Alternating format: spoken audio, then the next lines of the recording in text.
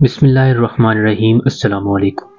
پسینے میں شرابور عبدالغفور نے پرانا عمارتی سامان بیچنے والی دکان پر سائیکل کو بریک لگائی۔ اس کی اکھڑی ہوئی سانس سے اندازہ کرنا مشکل نہ تھا کہ وہ طویل مسافت طے کر کے آیا ہے۔ سائیکل سے اترتے ہی اس نے دکاندار کو 30 روپے دیتے ہوئے 10 پرانی اینٹیں طلب کی۔ دکاندار اپنے ملازم سے اینٹیں دینے کا کہہ کر خود اخبار پڑھنے میں مصروف ہو گیا۔ عبدالغفور نے اینٹیں احتیاط سے کیریئر کے ساتھ باندھی اور سائیکل کو گھسیٹتا ہوا پیدل ہی روانہ ہو گیا۔ دکاندار اچانک کسی خیال سے چونکا اور اخبار ایک طرف رکھ کر عبدالغفور کو جاتے ہوئے دیکھنے لگا۔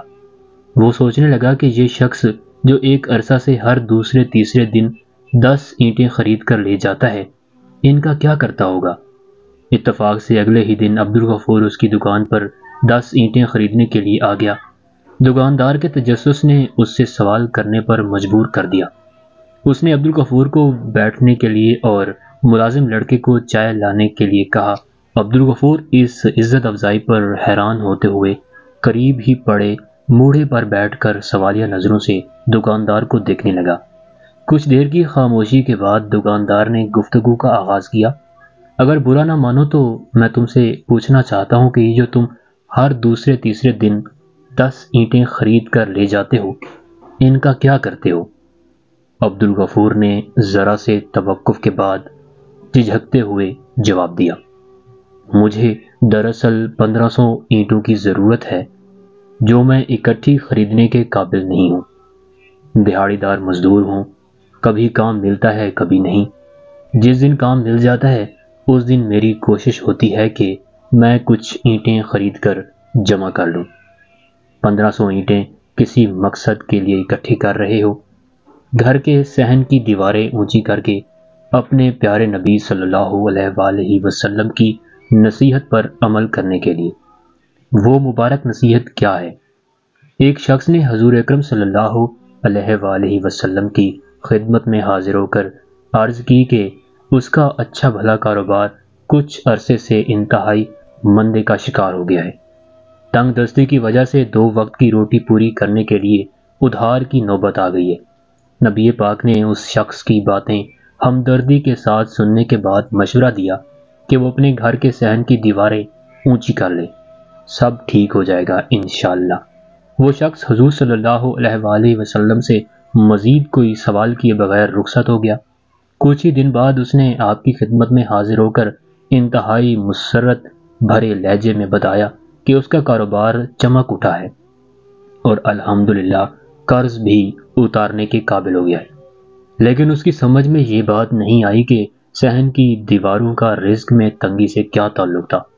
نبی اکرم صلی اللہ علیہ وآلہ وسلم نے مسکراتے ہوئے اسے سمجھایا کہ اس کی گلی سے ایک یہودی گھوڑے پر سوار ہو کر گزرتا تھا۔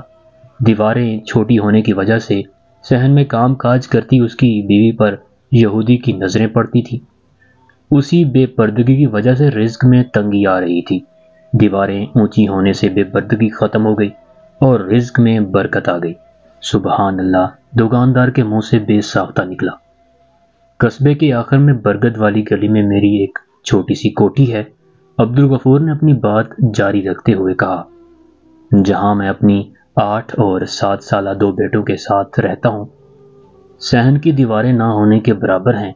میری کوشش ہے کہ اس سے پہلے کہ بیٹیاں بڑی ہوں، صحن کی دیواریں مکمل کر کے نبی پاک صلی اللہ علیہ وسلم کی ہدایت پر عمل کر لوں تاکہ بے پردگی کی نحوست سے بچا رہوں۔ بہت نیک جذبہ ہے، کتنی اینٹیں جمع کر چکے ہو اب تک؟ عبدالغفور نے انگلیوں پر حساب لگا کر بتایا کہ 300 سے کچھ زیادہ ہی ہو گئی ہیں۔ چائے آ گئی۔ دکاندار نے چائے پیالی میں انڈیلتے ہوئے سرگوشی کی، تم فکر نہ کرو، تمہارے صحن کی دیواریں میں مکمل کروا دوں گا۔ جی آپ؟ مجھے امید ہے کہ تم مجھے اس نیک کام سے نہیں روکو گے، اور میری یہ بھی خواہش ہے کہ تم میری دکان پر مستقل ملازم کی حیثیت سے کام کرو۔ عبدالغفور کی آنکھوں میں نمی تیر گئی۔ وہ غیر ارادی طور پر آسمان کی طرف دیکھتے ہوئے سوچنے لگا کہ رب تعالیٰ کتنا کریم ہے کہ نیک کام کے ارادے پر ہی اپنے بندے پر عنایات کے دروازے کھول دیتا ہے۔